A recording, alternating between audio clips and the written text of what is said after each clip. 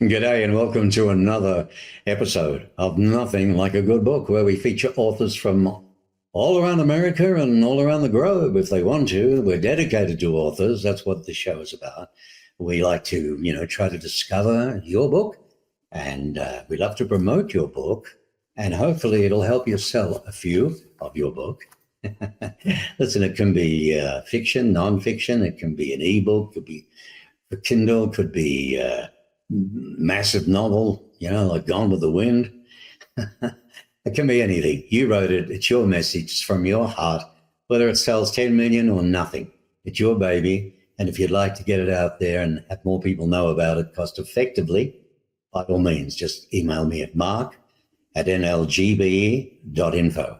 mark@nlgbe.info. Because the show's about trying to help you, all right? And also keep the big scammers out of the game as well. That's what we're trying to do. So my guest for this particular episode is Dr. Noah McCarthur. He's an experienced pastor, educator, and consultant. He spent his career guiding individuals and families and organizations as well through times of transition and renewal. He's no dingbat. He holds advanced degrees in theology and leadership. He's recognized for his ability to combine academic rigor with deep compassion.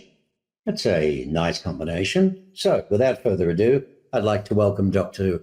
McCarthur to the stage. Hi, Doc. How you doing? Hello, Mark. How are you? Glad to be here. Nice to have you. Nice to have you indeed. Well, we're going to talk about a lot of things, but I just want to show quickly, your latest book is A Widow's Walk. It's a guidance for life and loss. Okay, now, quickly, an overview.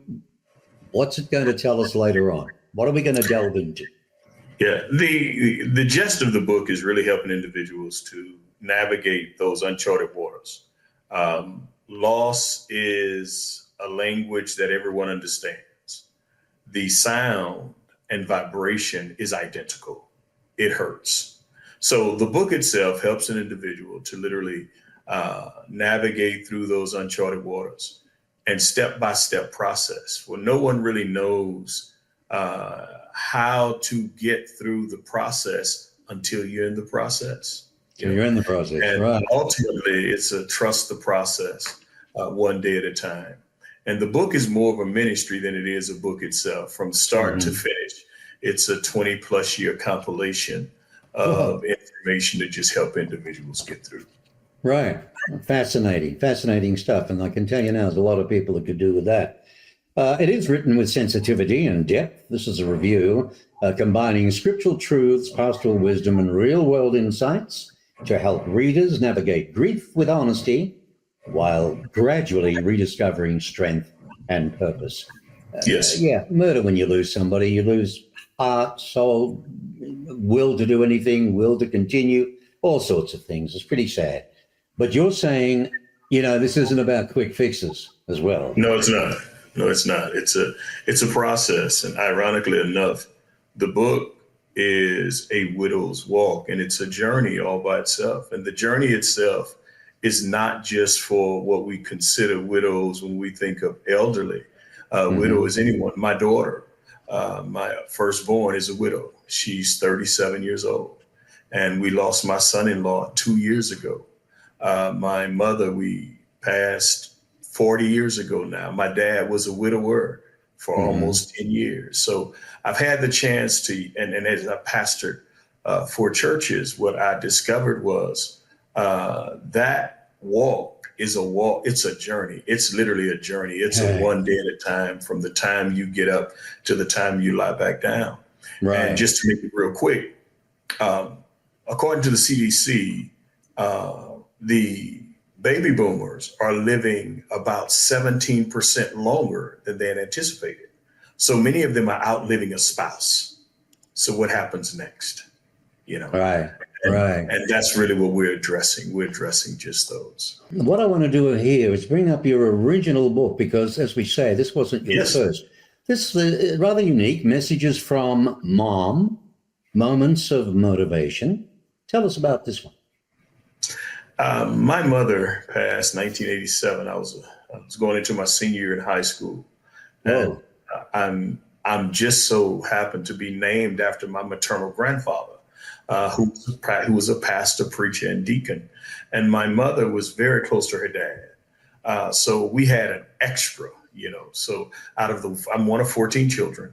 My Right. mom and dad had all these kids, and then they wound up adopting other kids. I'm like, man, will we ever stop? Long and short of it, as I grew up, I started preaching when I was 12, 13 years old because I mentored, I mimicked Dr. Martin Luther King. I mimicked my grandfather, my maternal grandfather. And as time would have it, my mother was, I remember the night. It was a Friday evening. Uh-huh. And we're getting ready for a fun day. And my mother complained about her head, and we'd always talk. And we talked about what my mother liked to hear from me was poetry. And my mother would quote me poetry. And there were messages that she would give me. And that's my beautiful, beautiful mother. And my mom would tell me all the time, whatever you're looking for is looking for you, And Interesting. Right. that resonates with me because my dad would tell her the same thing, So as time would have it, my mom passed out that night. I picked her up, put her on the couch. Unbeknown to me, my mother was having a stroke. She had a massive stroke that had triggered a stroke from 20 years prior. Okay. And called my sisters. They came over. We called the ambulance. And I have to get this in here. When my mother was passing out, she was making some tuna salad. And she was tasting her tuna salad. And never forget it. And she took this piece of tuna. And that was the last thing she'd done. Right. When the paramedics got to the house, they asked, is she allergic to anything? We said, yeah, penicillin. And they were just about to inject her with penicillin. Oh, right. So my mother regurgitated this huge piece of tuna. I will never forget that. That did not resonate for me for 20 years later. When I finished the book, it took me 20 years to really get it in.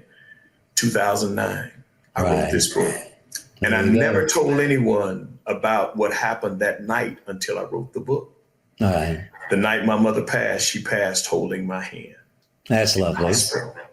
And that's the whole gist of the book. There are poems in there. There are messages from my mother, and I just wanted to share them with the world. That's very, very nice indeed. Yes, that was Mom. We all love our moms. I lost mine at 58 years of age, so she was pretty young. But she had a job to do to bring me into the world, and I wonder why sometimes. But listen, this shot that I've got here, that's Dad, right? That's my mom and dad, and man, that guy. He was really my first teacher. My dad was it was 8 boys and 6 girls. And my dad got a shot of that. That's a heck of a family. What do you got there? You got a football team, basketball team, and a baseball team. And 3 of those are now deceased. One of them are not pictured, but 3 of them are now deceased. And we really are a close-knit family. Most of us are in our 50s and 60s and 70s now, and we are as close now as we were when we were born. But that's how my dad kind of raised us. You look out for each other. Right, right. I can understand. Doctor, quite frankly, you've had a lot of death around you. Yes. If anybody knows how to handle it, I guess there's a lot that you've personally experienced that you've put into the walk. The title represents. Literally and metaphorically, of course. How do you portray this particular journey? I'm going to put this book back up again. There we go. How do you portray this? The journey itself is first of all, an embracing. You embrace death. And my dad was one of 34 children. My dad was a sharecropper. One of his younger brothers just passed 2 years ago, and I eulogized my uncle. But I remember asking him, I said, you buried, at the time he had buried 20 of his siblings. Oh. I said, you buried 20 siblings. How do you get through it?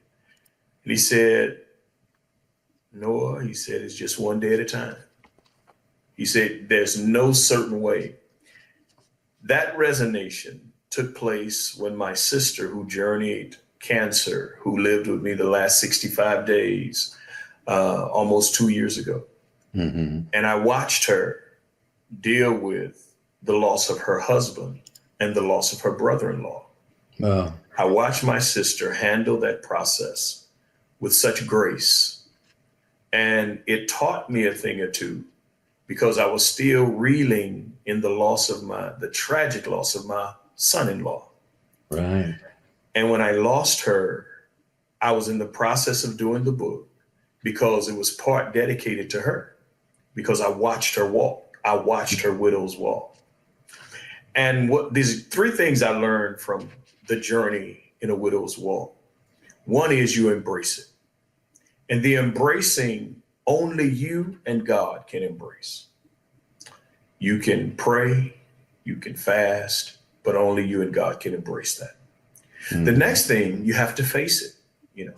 You can't fix what you don't face. And sometimes facing it doesn't look as pretty, but you got to face it.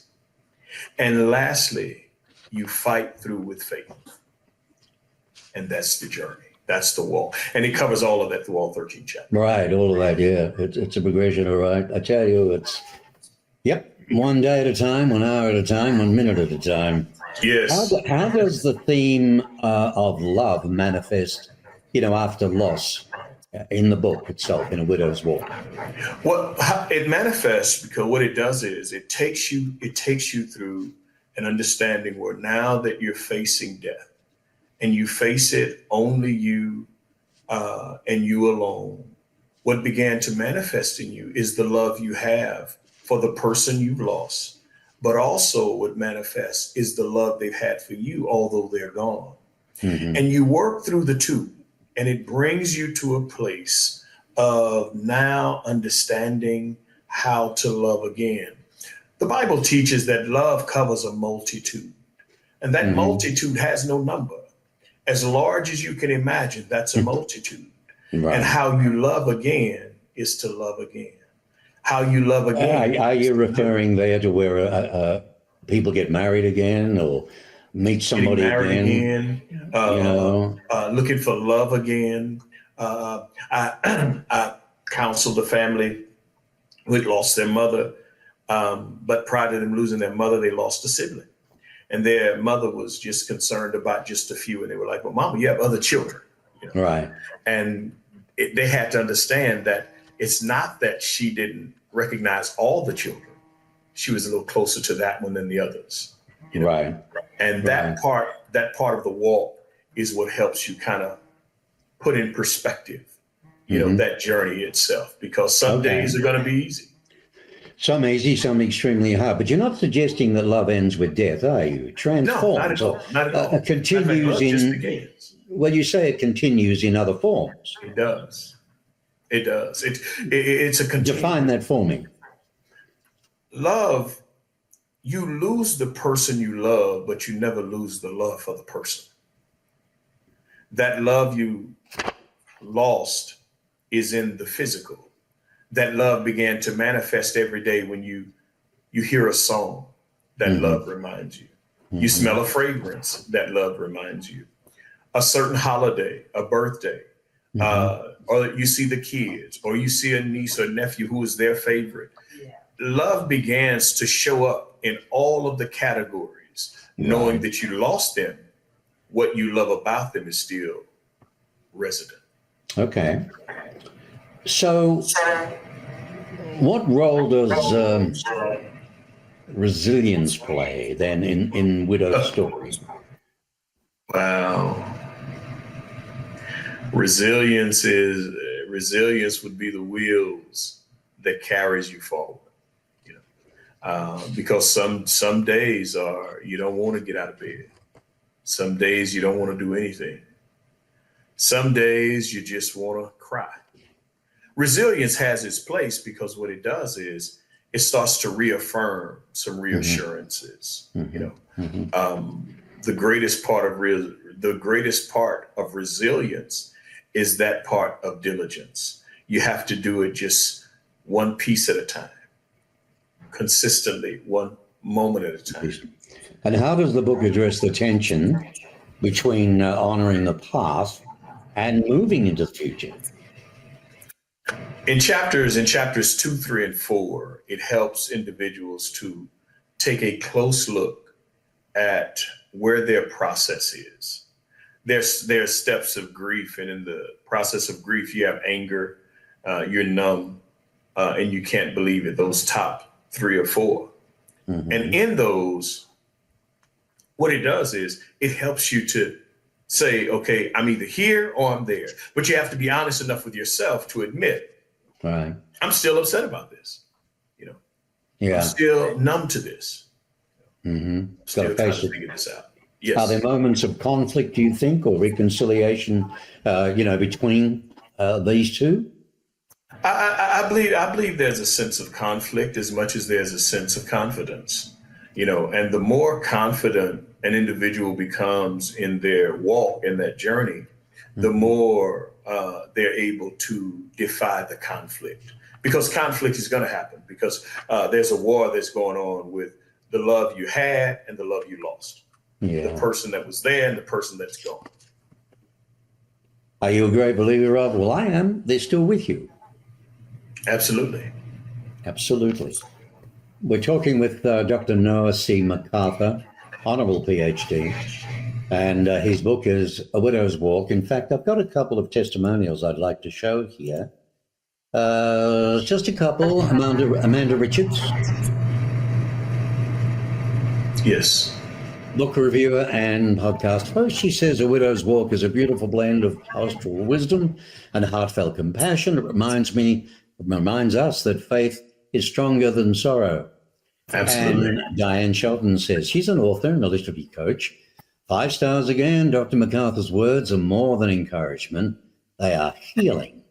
And this book is a lifeline for anyone who has walked through grief.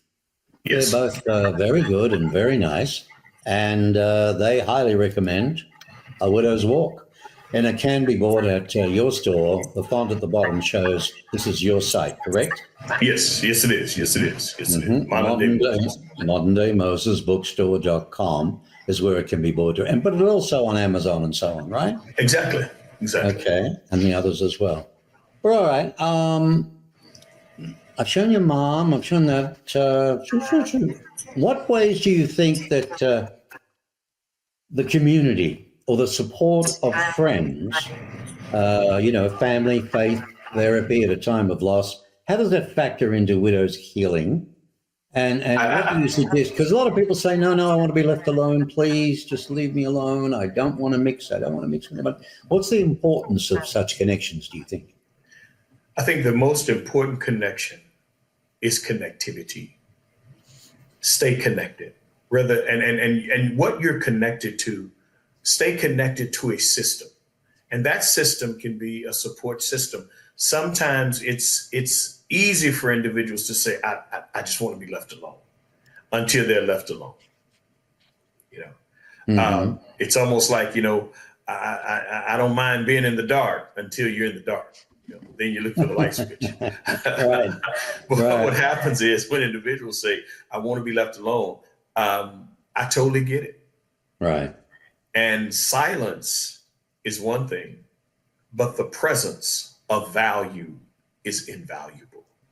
And I mean literally by that, when someone knows that you are present, whether in mind, body, or spirit, that's what they need. Because when they say, I want to be left alone, what they're saying is, I don't want to really hear this right now, but don't go too far.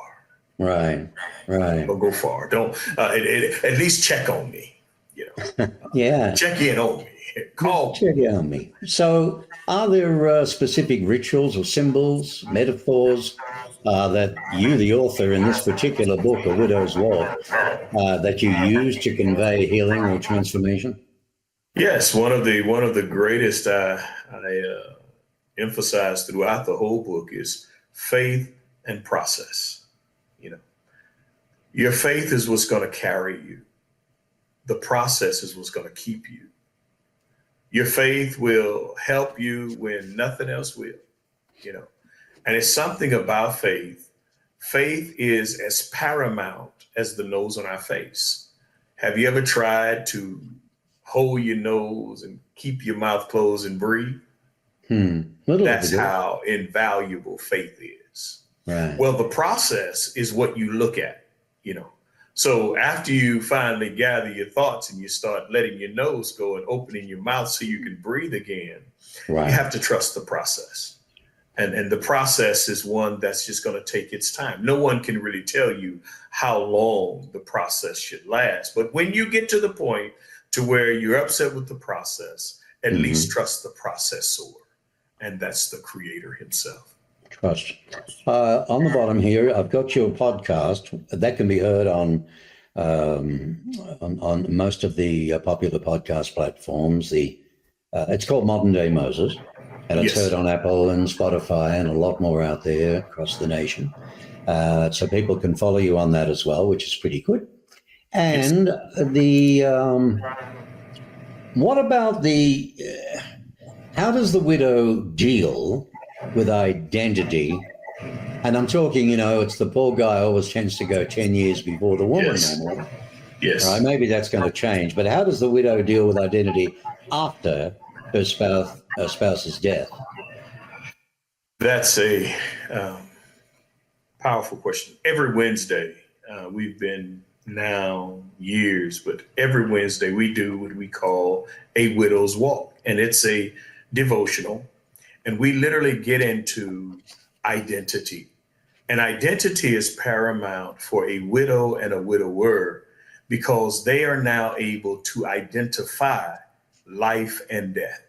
And the way they identify life and death, they have experienced a partner, a mate, a covenant relationship that is now dissolved to death. Their identity has to culminate a sense of faith beyond futility and frustration beyond strength.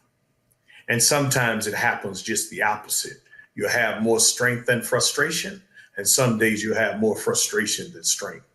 But the faith that actually culminates it all reminds you that earth has no sorrow, no pain that heaven cannot heal. And that's what helps the process in her identity, in his identity. Right. I was hoping I could find something I wanted to play. I think this is it. Let's have a look.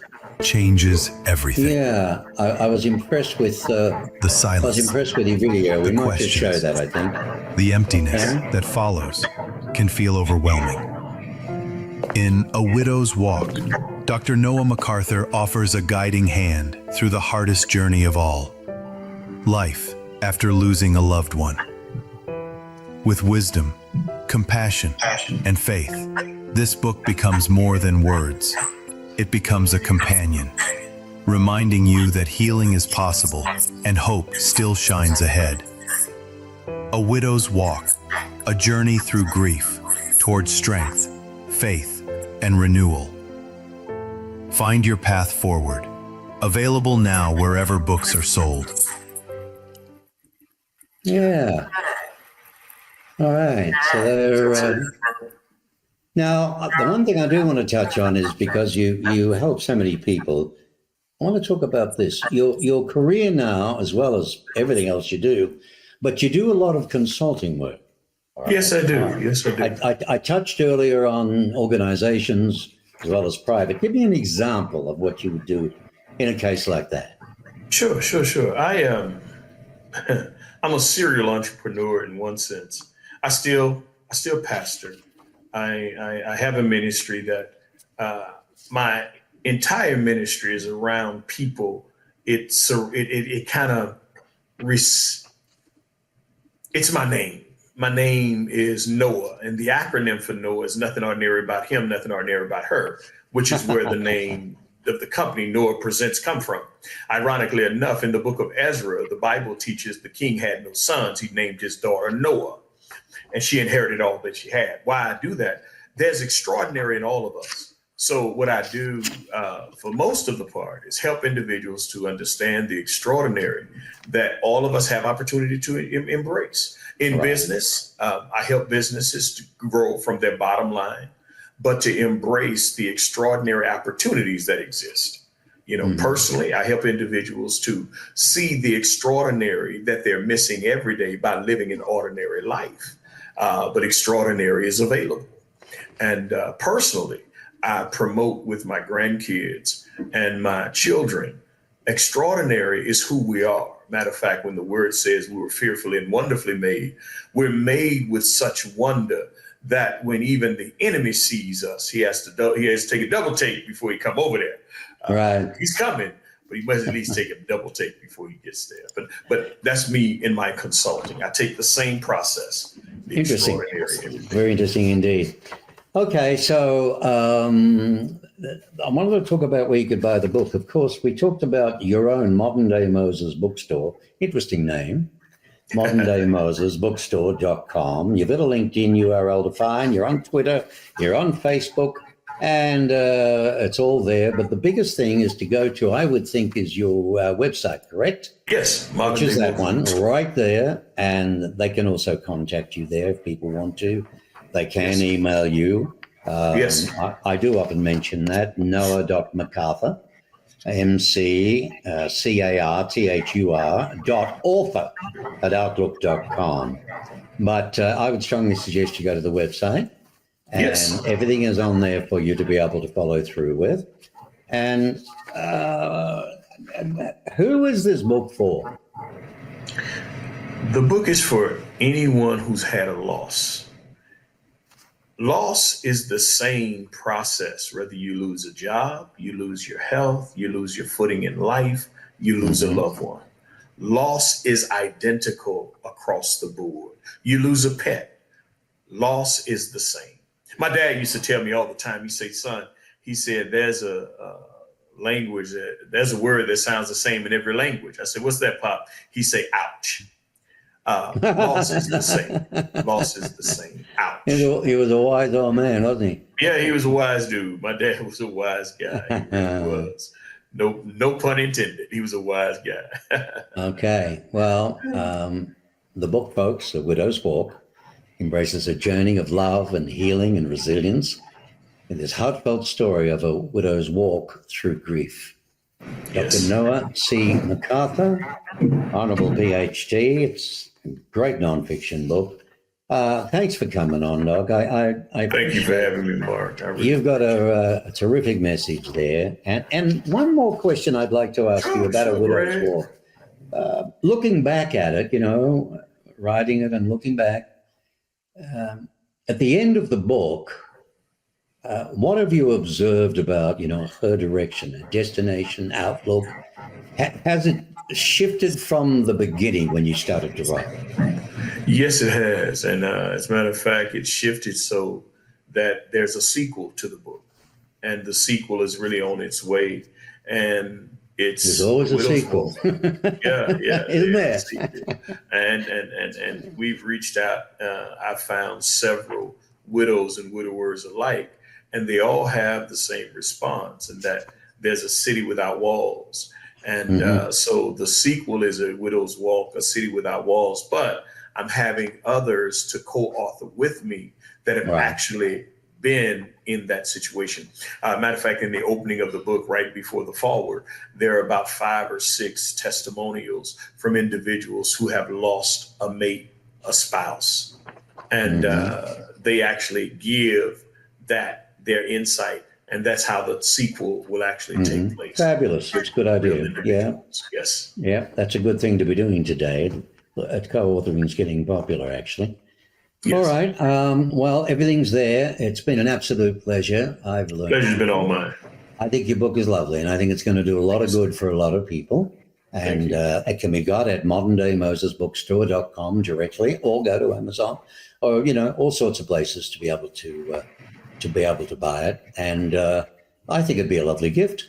It'd be a nice gift to give to somebody, particularly somebody who has lost somebody dear to them in recent times.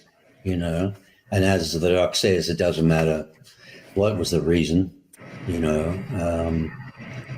It could be all sorts of things. I just lost a dear friend lately in a motorcycle accident, unfortunately. Sorry That to was hear a bit that. of a shock. Yeah, and, we had a lovely celebration of life for her, which was really nice. But it was a Awesome. shock. And you got to go through all the process. You got to go through everything. And this is a nice book. All right. Thank you so much, Thank Doctor. you so much, Mark. It's been an absolute pleasure meeting you. And we'll talk when you get that sequel out. Absolutely. Absolutely, we will. All right. I look You stay forward there to for me so we can download, okay? Don't go away. All right. Well, fellow gentlemen, Dr. Noah C. McCarthur.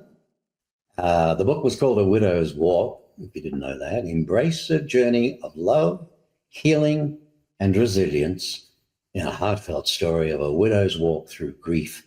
Now, whether you're on a spiritual journey in leadership or searching for a deeper meaning in a complex world, this book offers the perspective of a modern-day Moses, calling people out of confusion into divine destiny. All right, it's a message for the masses, really. It's a message for the moment, and it can be got on his site and everywhere else. Thank you for tuning in. I hope you enjoyed this episode. Great authors coming up, interesting people coming onto the show. Remember, it's dedicated to authors, nothing like a good book. Let's discover your book. Let's help promote your book. Hopefully it'll get some sales for your book for you, and instead of stacking up in the garage, as we say. Nothing like a good book. So, I always ask you to be kind. Oh, do me one favor, if you would. With this industry, you've got to do that because otherwise I can't help more authors. So please, sponsor the thing. When I say sponsor, I mean, follow, right? Follow on the channel and subscribe to the channel.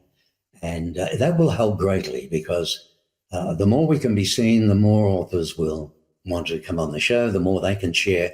But the biggest deal is it's the more we can help. All right. That's the big goal. So I'd appreciate that.